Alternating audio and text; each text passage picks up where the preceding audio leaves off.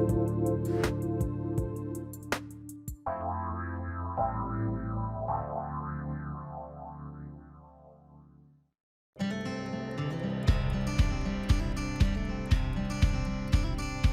a world that can be challenging and at times unpredictable, it's hard to find moments to focus on what you need. Join Stephanie James on The Spark as she guides you to use your inner flame to ignite your best life. As a best-selling author, psychotherapist, transformational life coach, and international show host, Stephanie is dedicated to helping you create a life that takes you, your goals, and your passions to the next level, so you can live a life that is fully lit up and fully alive.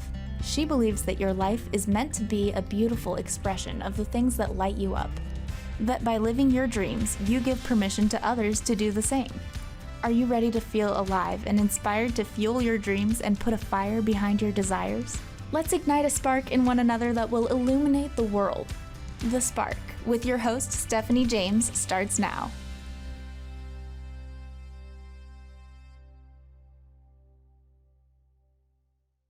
Welcome to The Spark. I'm your host, Stephanie James. It's so wonderful to have you all here with us tonight. Tonight, we're going to be discussing an amazing book. I'm going to hold it up here. We're Not Done Yet, Pop, which is My Lessons from the Other Side by Joe McQuillen. Perfect. And I have Joe McQuillen here with us. Joe, welcome to The Spark. Thanks, Stephanie. I appreciate having me on, having us on. Yeah. And Joe, where are you? I am just on the North Shore of Chicago, a place called Winnetka. It's about an hour from Lake Michigan, or a mile from Lake Michigan. So about 20 miles north of the city of Chicago. All right. I love Chicago. Oh my gosh. Yeah, it's a fun town. Not this time of year. You're better off wherever you are this time of year, but normally it's an amazing place. Yeah, I know it's cold out there now. So, Joe, my goodness, you have had such an incredible experience. This is one of these experiences I feel like is every parent's nightmare. And, if you can just start by sharing with the audience what you've been through. Well, thanks, I will. And in January of 2016, my son was 21. And I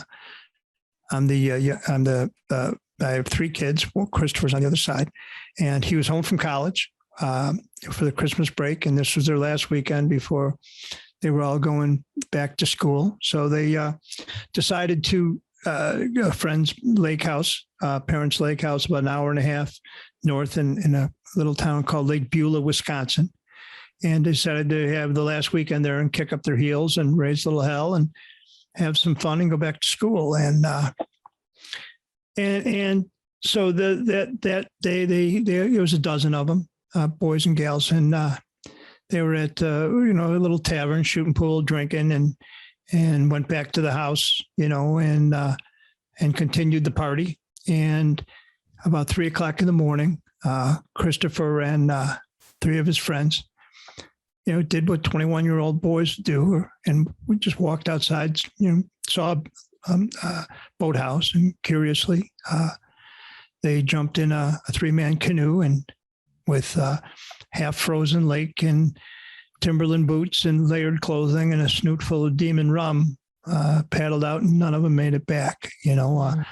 I got a text. We were waiting. I grew up in Buffalo, as you can see. The Sabres jerseys behind me. And we were waiting for a Bills game, and he was supposed to come home that morning so we could watch the game before he went to school the next day. And I got a text around 11:30. It said, "Mr. McHugh, Christopher and three of his friends are missing." So I grabbed my Labrador, jumped in my Jeep, and headed up north. And then the guy's uncle called me and said it was no longer a search, but a recovery, that all four had drowned. I drove up, finished, went up there, and to this day, it's indelibly printed in my mind. I walked in the front door and I could see the picture window out to the lake, and I saw the rescue boats and the lights and police, and there were a group of kids huddled in a corner crying, group of parents huddled in another corner crying, and the reality kicked in. A little bit of shock, but then it was the phone calls and calling his mom and forgive me, and godfather aunt, who was his godmother, who's with him now on the other side. And they wouldn't let me identify the body. Wisconsin won't. They identified a photo of him, which was, he had his Celtic cross and his Buffalo Bisons, my Buffalo Bisons, minor league baseball jacket, and it was him, but it wasn't. And I wasn't ready, Stephanie. I wasn't ready to accept the world without him. So, at that point, I decided that I was going to try to find if there was something else. How do I connect? How do I tap into it? And 15 years before, I had seen a medium kind of on a lark, and nobody in my family had died out of. One brother had taken his life in the 70s, but my parents died normal chain of events, and siblings. I'm the youngest of 10 kids. So my older brothers and sisters, a few of them, in fact, all of them, but most of them have, the older ones have crossed over. I've still got, 3 siblings on the side. But in that reading, the woman at the end of it said, "Your dad's here," and he's holding a caboose, or he's holding and saying a railroad. And if you look back over my head, there's a railroad lantern on top of that dresser. And Dad spent 40 years on the railroad, and all of us boys in college worked on the railroad. And my uncle and my grandfather, we were a railroad family. So when he said that, it was like, the old man didn't give me any keys to the universe. He didn't give me any lottery ticket numbers, but he let me know that he was there. And so I walked in that house in Lake Beulah. I thought, if Iron Joe is somewhere, Chris is with him, I got to figure this out, and at that point, I'd spent 30 years in the car business. I was a car dealer. And so I'm far from a naive guy, and I wanted to know if this was real and I can connect, I want to figure it out. And if it's not, let's check it off the list, Mm-hmm. So I, had a lot of things to do around burying my boy. One interesting thing I will tell you is that every night that week, when you're arranging for funerals and masses and receptions and gravestones and plots and all those things, you never do ahead of time, for a kid. I'd hit my knees at night and I thank God for my family. And I thank God I'm now sober 36 years. I was a pretty wild guy too. So I understood my boy. And I would thank him for my sobriety, but I'd say, Dad, God, we're not good, you and me. You took my kid. Mm-hmm. And about the third night after my same litany, I got a message back that said, I didn't take your son. His recklessness and free will caused him to come home early, and I welcomed him. And remember, I lost a son too. So at that point, I knew God wasn't some chess master moving us around or making me pay for past sins. That life happens as what happens, and free wills and exit points all cross into it. But that God was the guy holding me during those terrible days, and it started my search. Wow, Joe, that's just such a powerful story. And, as a parent myself, I've had those moments where I've hit my knees as well. Yeah. And, God's shown up. And so what happened from that point? The medium that I had talked about 15 years ago when my dad came through, and you got to understand, 3/4 of that reading was kind of mundane. I'm looking at my watch going, I got stuff to do. And then the old man came through and was like, so I kind of just took that and put it in a file that I drew on 16 years later. So, I started researching. I started reading. I also reached out to that same medium who had relocated to Surprise, Arizona. Her name is Nancy Myers. She's a good gal. And in one reading, Chris kept coming through calling her Nancy. And I would hear her say to her, "My name's Nancine, Chris." It's so typical Chris, And so she described the events of his drowning. And she told me things that I didn't know until I read the police report, right? So it was pretty clear that this is real, and he was somewhere. And he talked about who had greeted him. He talked about what it was like to cross. Some pretty amazing information for a guy that didn't think too much of that or pay, or worry too much of that in the past, And so I reached out to her, got a couple of great readings, but then it was like the next level. I wanted to go to a medium who was looking in my son's face when he was talking to him. I wanted to see the medium's face when he looked into my boy's eyes. So it turned out to be a monstrously coincidence. But one of the early books I read was Bob Olson's book, who was an investigator in LA and wanted to see where his dad went. And it was an amazing book. And I went to a website just to look up local mediums in the Chicago area. And I saw this guy with some great reviews, and it turns out it was Bob Olson's website. I didn't know I didn't realize until I was actually writing the book. When I went back to review the website, I go, huh. And, that's one of these series of coincidences, right? The coincidences to me is just God showing off, So this Andrew, I looked up a guy, and his name was Andrew Anderson, and he was in, the western suburbs, about 40 minutes from my house. And I thought this would work. So I made an appointment. He had my first name. And before going, I did two things. I had ordered some, shamrock seeds from Amazon, and they had showed up the night before. And I had stopped I went to my dresser and pulled out a leather bracelet that Chris had given me. When he was 5 or 6, we were in Disney World, and his mom bought it, and he gave it to me. It said Dad on it. And it had Goofy on the clasp, which was, probably pretty appropriate, And I put that on under my cuff, And now you didn't probably read about this in the second book, but in the first book, I read about that we buried him January 8th of 2016 in a grave, a cemetery maybe 2 miles from my house, which is a phenomenal place. But anyway, I had bought 3 plots, and his godfather bought 3 other ones. So we had this whole row. And the woman said, "Where do you want him buried?" And the snow was covering the ground, and it was icy cold. And I said, "That little tree is kind of nice. How about next to it?" Well, she didn't tell me that he was buried right next to another couple right there. A lovely couple, I'm told. And so when the snow melted, it looked like he was their kid. And that just wasn't going to do, that wasn't going to, so I raised a little hell, threw a few things around and got my way.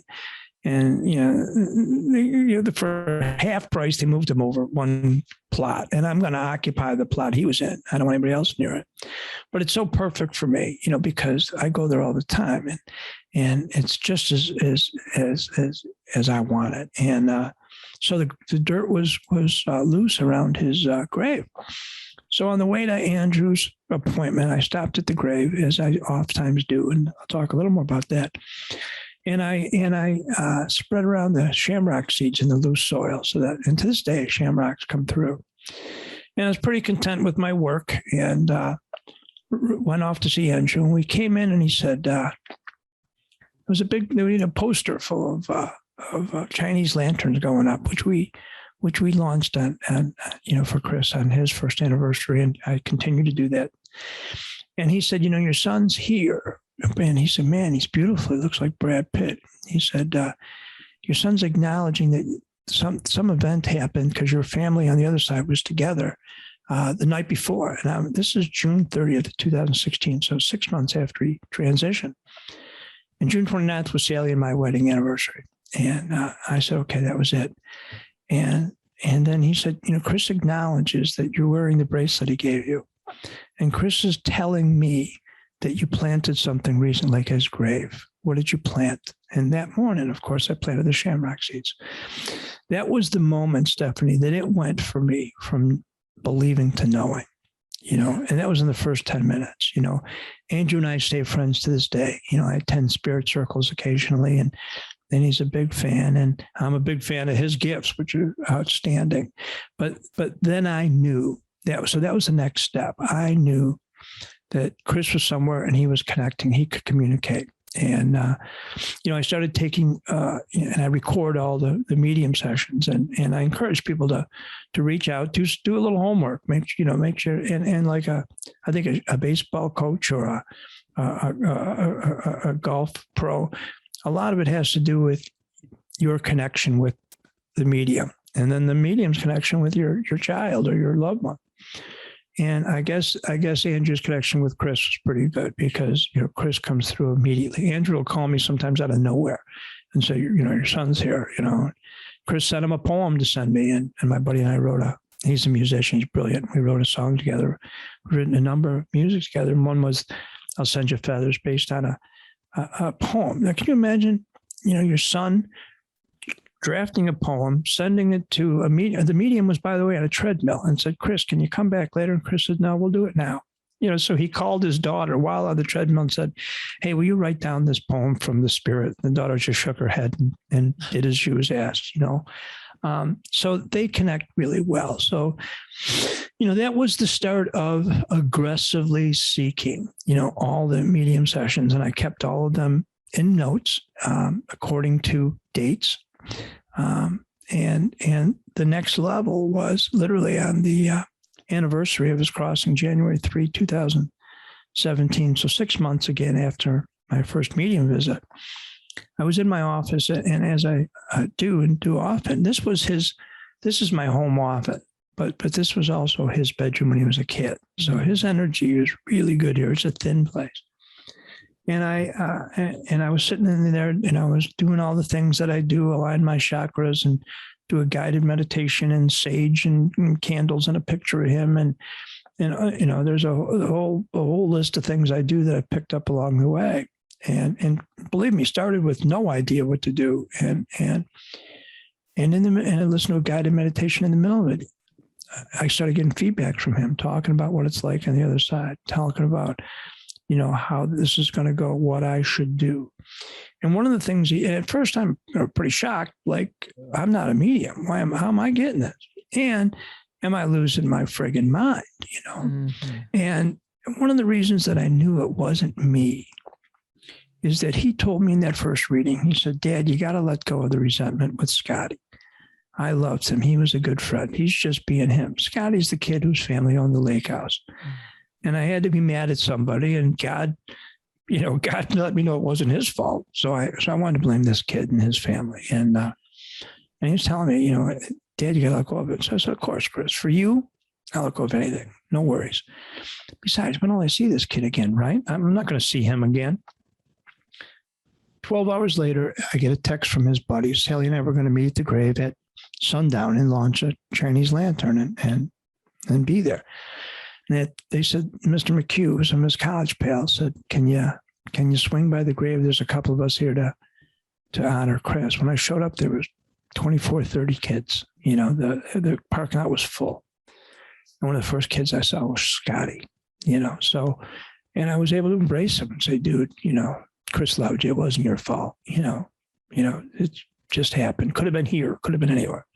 But Chris was so loving that he was preparing me for that, and that continued, his coming to me, which I take down in copious notes, which is a good term from a blue collar kid from Buffalo, New York, and file in it according to date. And I assumed that I would be reading those and reviewing them when I'm sitting on a rocking chair someday with a cigar. And that wasn't the case. He wanted me to help others, and so it turns out the terms of the contract was I'm going to continue to connect with him and get all this insight and wonderful knowledge, but I got to give it away to keep it, which involved me running down to the city to the office and coming down here to make sure I'm on time with you, because this is the path he's chosen for me. And you got to understand that I have this amazing gift, but I would chuck it all, for one Thursday night football and a pizza with my kid in the flesh. But you can't unring that bell. That happened. So what are you going to do now? Right? What are you going to do now? And my thing is trying to help others, a little comfort and a little knowledge, specifically if you lost a kid. Yeah. And we're going to talk more about this when we come back from our commercial break. I have with me Joe McQuillen, and we are talking about his incredible experience with his son who has passed. And we're going to be talking more about his new book. We're not done yet, Pop. And And just thank you so much for sharing all of this. This is just an incredible story. And I think it's just so important for people to hear. So do I. So do I. Yeah. Thank you, Joe. We'll be right back.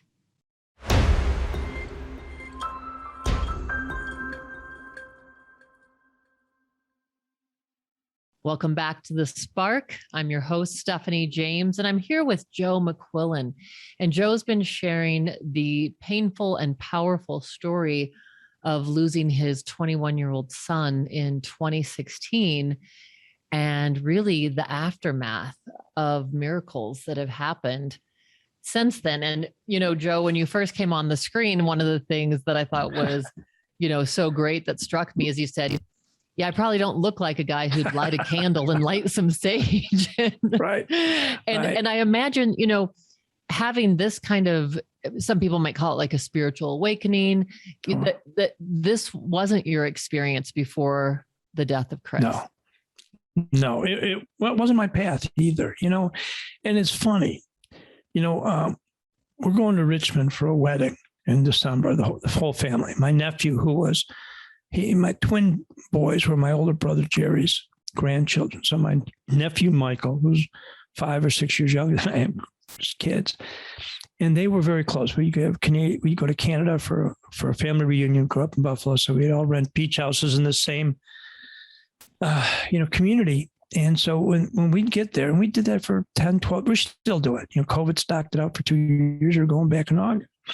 But, we barely pull our car in the driveway, and Chris would jump out and join those boys. And they didn't break rank for the full week. They were together. So we're going to this wedding, and I love these kids. They come in for the golf outing every year. They've got jobs and fiancés, and their dad's been at every single one, Michael. And we're going to this wedding. So I'm looking up Richmond, the hotel where we stay, and can I get a limo from the airport? I'm online looking where I'm going to go for 2 or 3 days, 2 days, right? With the family. I'm checking it out. Yet we're all going to the other side, and rarely, unless we go head to head with an event like this, do we wonder what's next? What is it like? Where are we going? How do I, can I get upgraded to a first grade, first class seat, so it is, so that's, and I implore your listeners, to try to figure out what's next, because none of us are getting out alive. None of us, Well, and what do you feel like have been some of your lessons that Chris has taught you? You know what? Henry James says there are 3 things in life that are important. The first is to be kind. The second is to be kind. And third is to be kind. Mm-hmm. That's a lesson. Somebody needs something, stop and help them. Somebody's hurt. Take a minute, man. Whatever you're doing, you can get back to it, and there's no luggage racks on hearses. You can't take it with you, so try to remember what's important. And kindness is it. I've done a kindness and service. I've done a bunch of research about what's next. There's a great series of a film series by a brilliant filmmaker called Craig McMahon. It's called Life After Life. And I stumbled on one a couple of years ago. So I stalked him, and he didn't have time. So I sent him pizza from his hometown to get his attention. And then a couple of years later, my youngest was working out at spring training in Arizona, and he and I had coffee, and we become pals. We become good friends. And he's got these films. As a matter of fact, after the golf outing this year, I flew out the next day, and he asked if I would be a subject of his current film that he's making, Chris and I, and it was a lot. I just finished the golf outing. I had a bunch of work catching up, and the answer was yes. 6 o'clock flights, I don't care. I'm in. So the bottom line is, I think we got to figure out what's important, and what's important is love and family. Friends, help, support. Now I got to tell you, I'm a different guy than I was January 3rd, 2016. Yeah. There's a great quote from Haruki Murakami that says, "Once the storm is over, you won't remember how You made it through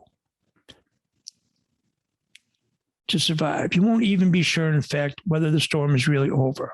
But one thing is certain. When you come out of the storm, you won't be the same person who walked in. That's what storms are all about, you know? And what a waste if Christopher crossed over and I didn't embrace that, you know? And his friends, we were just at a wedding for his best friend, this gal, Michelle Park, who was just a sweetheart at school. And all the kids are there. All those college kids, they all come to the celebration at his grave every year, which is 40 people. January 3rd, freezing cold.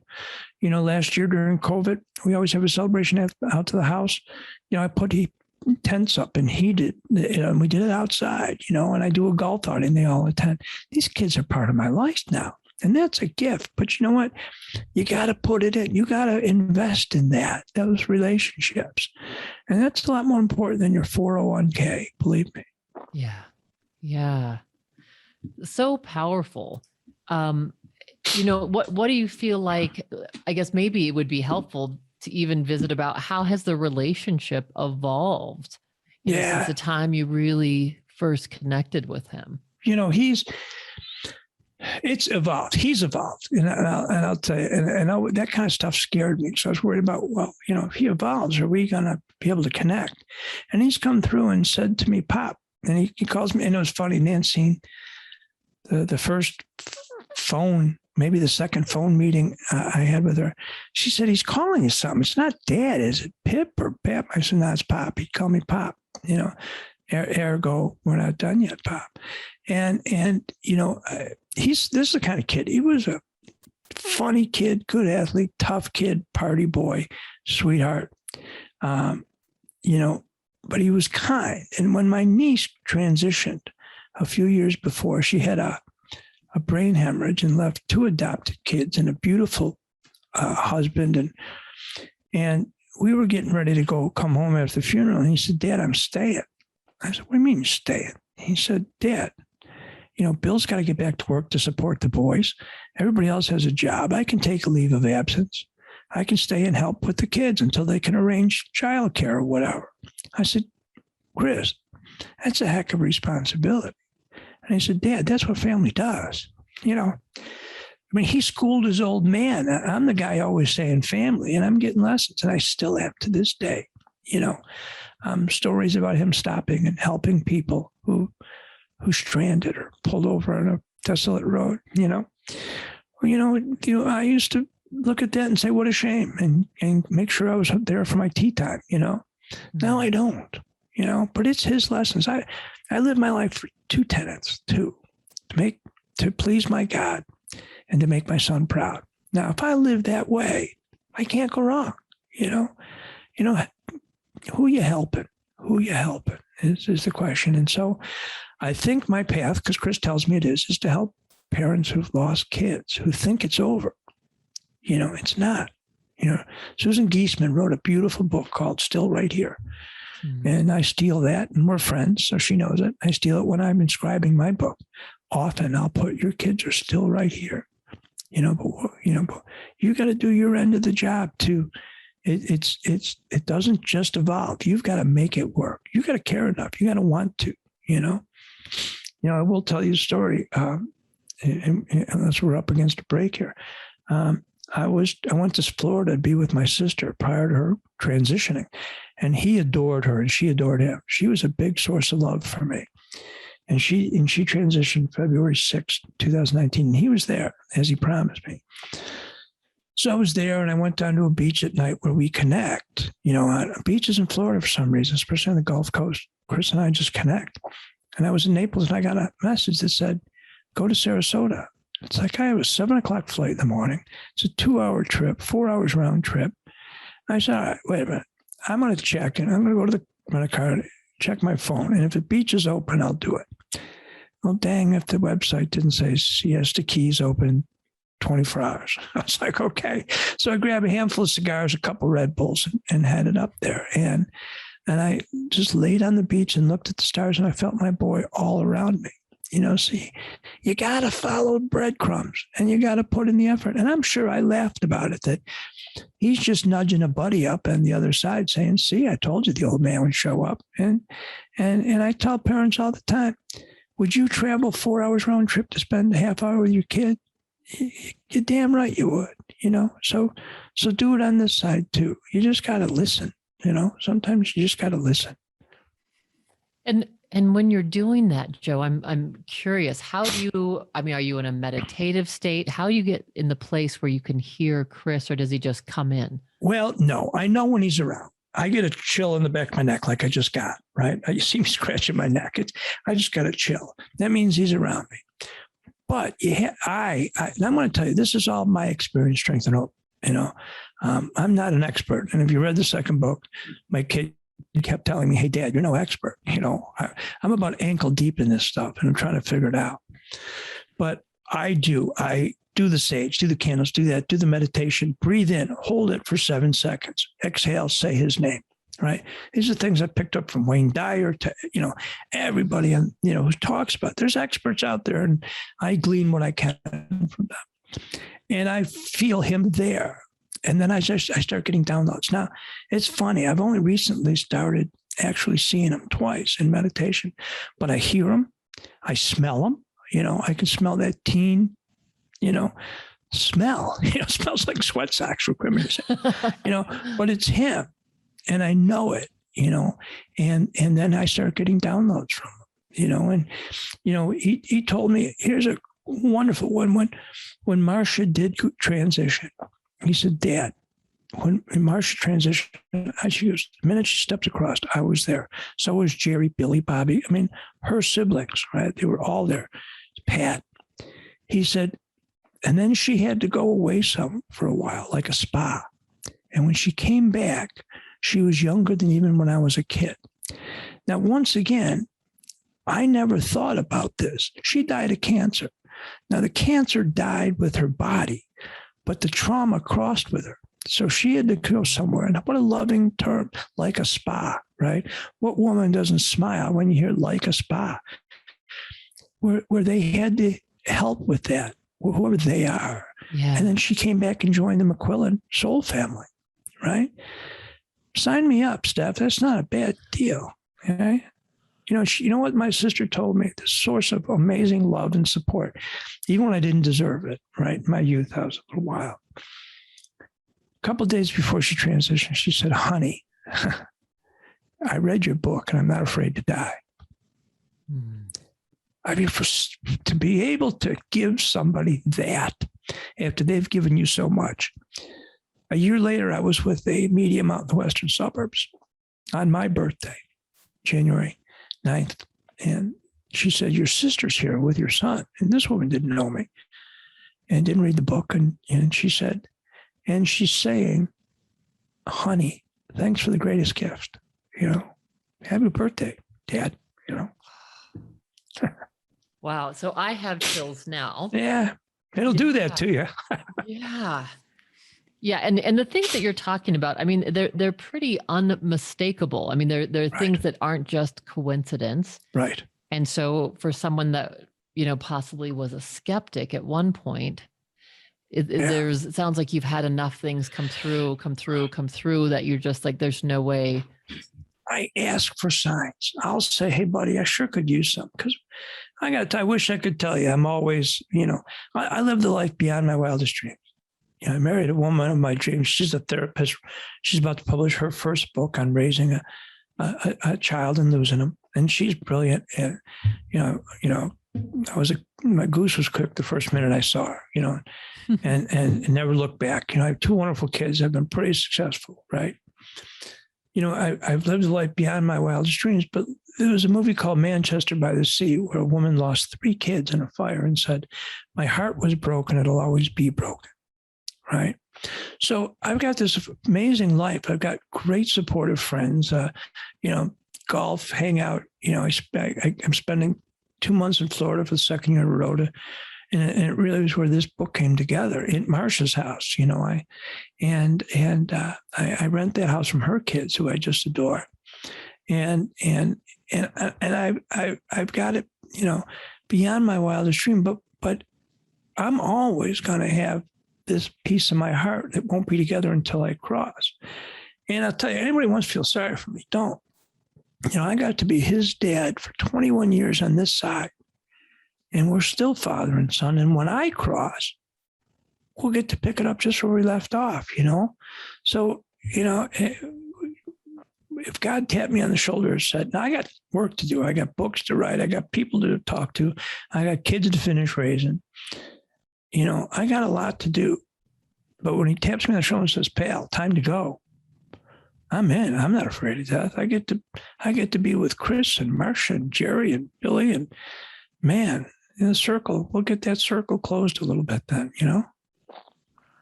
So amazing. I can't wait to talk with you more about this. We've got to take a break. And when we come back, we're going to be talking more with Joe McQuillen and his amazing book, We're Not Done Yet, Pop. It's My Lessons from the Other Side. So join us after this break.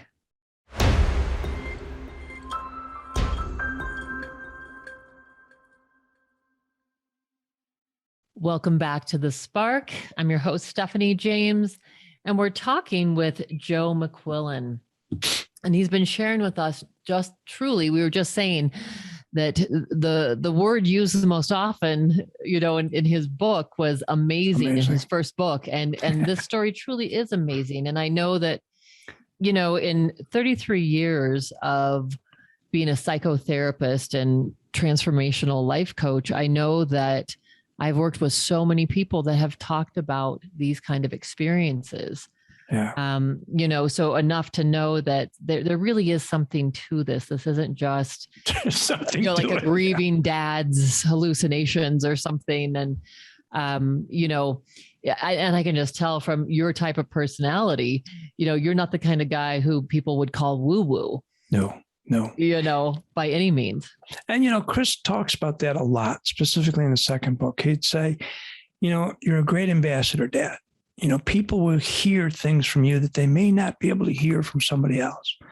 That's why you got to do it. You got to give dads permission to grieve. Women, you guys are better at it, right? You guys are better at sharing emotions and caring. And guys think they got to suck it up, buttercup, right? And what I talk about a lot in the second book is, man, I am not exactly a candy ass. I'm not a shrinking violet. But when it's time to cry, I'm going to go cry, and, and I'm not going to do it in a group. And, if I do tend to get a little emotional as the Irish do, but it's okay because you've got to let that tsunami hit and then roll back out and then honor that person that you're missing. That's part of life. Somebody once said to me, a healer, I think, "Do you want to let go of this?" I said, "No, get away from me. No, I don't want to let go of this. This is a part of my life." I have the same connection with Chris that I have with my other kids, but mine's just across the veil, Yeah. So, the thin places, I talk a lot in the second book about thin places. I think I stole that term. It's an Irish term, actually. And it's funny because I think it was, who was it that said the Irish are the only race that's impervious to psychotherapy? I think, and it could be, but, I do allow myself to emote. And, if anybody it doesn't fit your character of who I am, I don't care. Your opinion of me is none of my business. I got a new employer now. I've served a different calling. And what I'm supposed to do is help other people. And, you got to give it away to keep it. My fear is if I start hoarding this, maybe it slows down, right? Mm-hmm. And you asked about Chris Levels. One of my favorite things he said to me, he said, "Dad, I'm going to another level. Have a cigar today, celebrate." He said, "But don't worry. It's like me calling you long distance from Tucson or LA. It's the same reception. We're always going to have that until I meet you, when you transitioning, when you cross." And those are the kind of things he tells me. He told me, one of the things I loved, he told me that, that when I cross over, he said, it'll be like crossing a stream. You have to cross it by yourself, but the minute you take a step over, I'll be there. Well, wow, how wonderful is that, right? Now, I didn't know that they can't help you cross. You got to take that step. It's your deal. Those are the kind of downloads that he sends me, that he wants me to share with your audience and anybody who's reading the book. Well, and two, the part about, Joe, it's so powerful to share with people, especially the male population, what you were just sharing about being able to cry and being able to emote. And I, as a therapist, work with a lot of males, and I think it's one of sometimes we think, oh, you're weak if you cry, but it takes a lot of courage to be with those emotions. It takes a lot of courage to feel them. A friend of my Chris's godfather, I was having coffee one time at his house, and she swung by and she talked about my background, and she said, there's an unassailable self-confidence that comes from a childhood insulated with love. I was loved. I wasn't, they didn't condone some of my behavior. I was loved, and Chris was loved. And that gives you a confidence that said, if this isn't for you, go watch talk radio. I get it. It's okay. But I don't care. I was raised in an Irish Catholic family with 10 kids, dogs, bicycles, football games broke out. Neighbors hated us. We had moved to the suburbs, and they hated. They're out there cleaning their lawns with scissors, and we're diving over their fence to catch a pass, And so I grew up and said, what's matter is your family, right? Your friends and your family. And my family expanded a lot to these kids that loved Chris, parents who've lost, helping parents heal, parents who've lost kids. That's all. That's what I care about. If somebody else, this isn't for them, good enough. Go read a Jack Reacher novel. It's good too, Yeah. Yeah. And I know it does resonate for so many people, and it gives them hope. Well, that's the deal. It's if I can bring some comfort and hope, and I stumbled, the books are both on Audible. I'm sorry, the second one's doing Audible now, but they're both on Amazon. And I read the reviews from the first book, a couple hundred reviews, and I was awed, and I literally I was humbled. People talk about, thank you. You gave me hope. I know I can reach my child. I'm going to work harder. I'm going to do more. You brought me comfort, and I remember reading that and looking back at a picture of Chris and saying, we did our job, kid. If we don't sell another book, we've done our job. We've carried the water, man. And that's sometimes all you can do. Yeah. Yeah. And you're still doing the good work. And I was reading through your publicist's notes, and there's another book as well. Yeah. The first book is My Search for Christopher on the Other Side.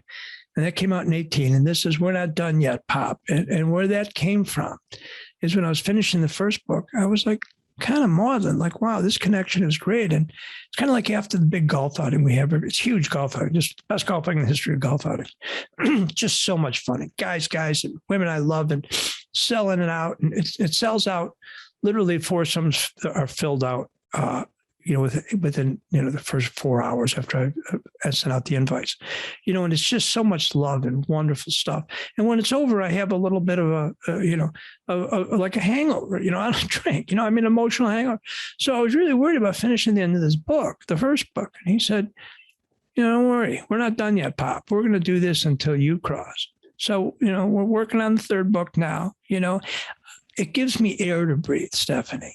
It gives me air to breathe, and it gives me a voice that can maybe heal a couple broken hearts. And the term that time heals all wounds, whoever made that up hadn't lost a kid, because it never heals. We acquire tools, to cope with it, to deal with it, but it never goes away. We're never whole again until we meet them again, Well, and I have to tell you, I resonate with this so deeply. I had this experience yesterday morning. I was going to meet a woman for coffee. She was going to interview me for her podcast. And I got to the coffee shop, and when I handed them my credit card, they said, "Oh, Stephanie James, the paramedics called and this woman was in a car accident on the way here." And I think she's okay. She was able, I reached out to her and she was able to send me a message back that said, "I can hardly write this, but I'm okay." And so I have a phone call planned with her this afternoon. So I know she's still living, but obviously was with the paramedics. And Joe, I'll tell you, I came home and just thinking about my own two daughters, I have a 24-year-old and a 33-year-old, and how quick that can happen. Yeah. And it just, I just sobbed. And I just thought, wow, what a precious gift we have in our children, period. And the importance of really being in that place of being present and having gratitude and really being attuned. It sounds like for you, you're able to do that on this side and still with Chris. Yeah. And once again, kids have always been monstrously, priority in my life. But I think there's a different reality about what that means. Like my judgment factor is substantially lower, and my compassion factor is substantially higher. And they had to go through their own grief, as did my wife. We grieved totally different. Sally and William. William literally shut down. He's a phenomenal kid, and he was a all-state lacrosse player for True Lacrosse, or their all-star team and colleges, and he just withdrew, and his big brother, his hero, was taken from him. Chris had a McQuillen crest on his bicep and his forearm and his bicep, and when he when not long after Christopher transitioned, William went and rooted through my stuff and got Christopher's driver's license, because in Illinois, you got to be 18 to get a tattoo. And at 16, got the same crest. And I know I should have been mad, but I wasn't, And all I want them to do is to be happy. And this is short, man. I'm rounding third, right? I'm turning 65. Now I got a few years left on me, but I'm rounding third, right? And my understanding of what's important is so much different than when I was 30, when I was supposed to be, a rising star in whatever I was doing. And now I just laugh at it, and that's not what matters. But, give me a little time with a parent who's heartbroken and maybe bring a smile or some warmth to their heart. And now I know that's what success is, Yeah. Wow. Oh, chills again, because that's exactly it. I always call that my truth meter, Joe, because that's just it. It's how we share it, how we share the gifts, the wisdom, the knowledge, our experiences, and this special gift with Chris. What is, as we're getting closer to the end. Yeah, I enjoyed this. This was great. Oh, thank you. Yeah, this has been awesome. And I'm curious, what has been the last transmission? I'll start with that question and have one more for you. Well, the last transmission from Chris? Well, it's funny. I just had I had taken it with me when I went to Andrews, and it was a message from Chris, and he was telling me about my brother Jerry, and he was telling I am now more involved with his grandkids and who are, and his children were pretty close, and how pleased Jerry was with that, and how I need to step up for him. Right. And I went out to see Andrew Anderson. He was having a spirit circle, and I thought, and I could tell when it's important. I don't love spirit circles. I like one-on-one, but I went and he said, good. There's this guy, John, that came in from Nebraska. The guy, he lost his son, 8-9 months ago in a car crash, 21 years old. And he was there because he had read my book. And I didn't know that he was, but that was why I was there. There was a woman next to me who had lost her husband recently. And because of my book, they were talking about thin places. And she had said, her one thin place is maybe her husband, and she had been to Ireland before and loved the moment when they were at the Cliffs of Moher. And then we all did this meditation. And during meditation, Christopher wrote in the notes, came through and said, usually it's for you, but this is for them. He said, tell John Max is here. I mean, right here, which was his son. And he said, and tell Mary to go to Ireland. And then he wrote words of a song that said, "Where the ocean kisses Ireland." And it's a song I hadn't thought of in 25 years by a band called the Saw Doctors. And it was basically, it talked about the west coast of Ireland. And I said, Christopher sent a message, said, go to Ireland, and where the ocean kisses Ireland, you should listen to the song on the way home.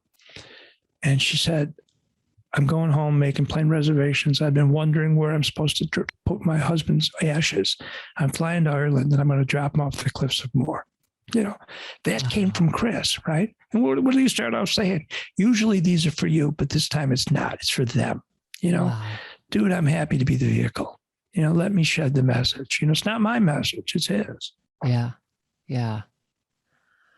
So powerful, Joe. Wow. So powerful. I guess, and for you, as we are wrapping up now, what is the essential message that you want to leave with the audience? Still right here. It's, man, there's nothing worse than losing a kid. I'm the first one to tell you.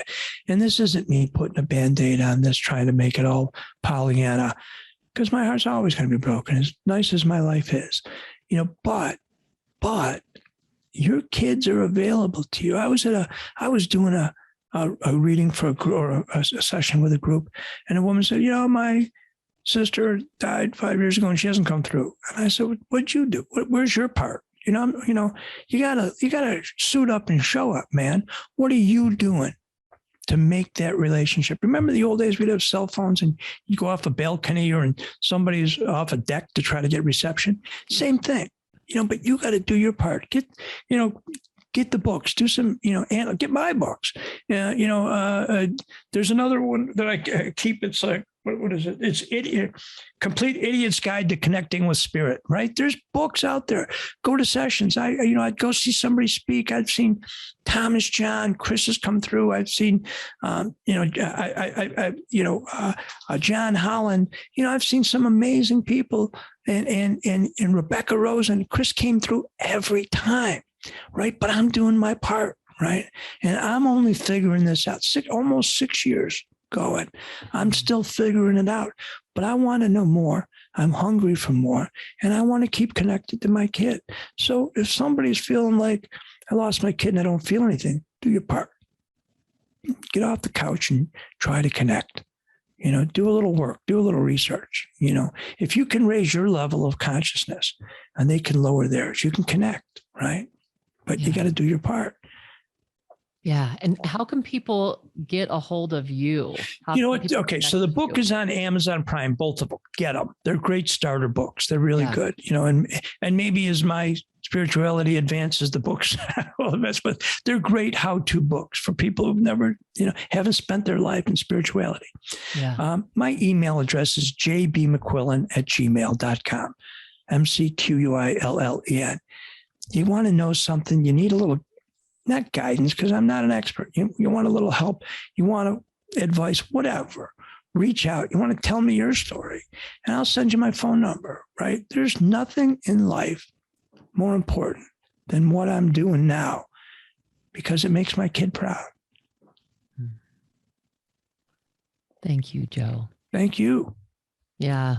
Beautiful interview. And I just appreciate you being here so much. Thanks for being on the show. Thanks, Steph. Appreciate you spreading the message.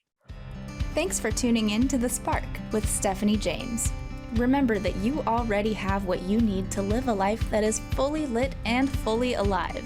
You're already holding the flame. Now it's time to ignite your best life. Learn more at stephaniejames.world. That's stephaniejames.world. And tune in next week at 6 p.m. Pacific, 9 p.m. Eastern, only on transformationtalkradio.com. Shine on!